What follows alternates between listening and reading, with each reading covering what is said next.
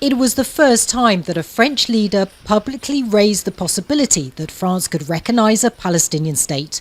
President Emmanuel Macron made the comments after meeting Jordan's King Abdullah at the Elysee Palace in February. Recognition of a Palestinian state is not taboo for France. We owe this to the Palestinians whose aspirations have been ignored for far too long. 5 months later, images of Palestinians starving because of Israel's war in Gaza prompted a sense of urgency.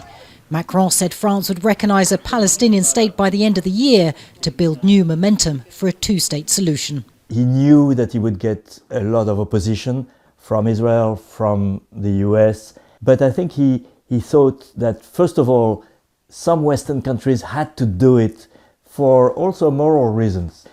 Part of it was from a moral position, and part of it was from a diplomatic position to break with the US-Israel axis.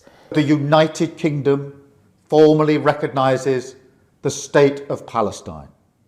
In September, Britain joined France and other Western nations, including Australia, Canada and Portugal, in recognising Palestine during and on the margins of the UN General Assembly, joining 147 other countries that had already taken the step. 1 month later, a US-brokered ceasefire began in Gaza. It's been 3 months since the wave of recognitions, but for some Palestinians and their supporters, the impact of that diplomatic move remains unclear. Protesters in Paris had campaigned for years for an end to the war and for France to recognise Palestine.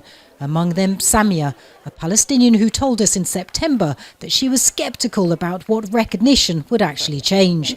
We asked her if she felt differently now. We all know that symbolism, doesn't actually save lives, but this recognition certainly didn't stop the genocide.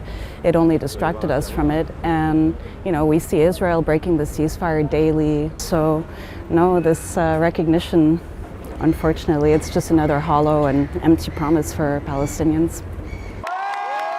The push for recognition briefly allowed some European countries to regain diplomatic influence on Gaza after being sidelined by the US. But the real test is whether they can move beyond the symbolic to concrete political action.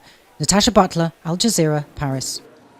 Don't miss out and get the full picture. Subscribe to Al Jazeera for reliable news and expert insights. Like, share, stay ahead.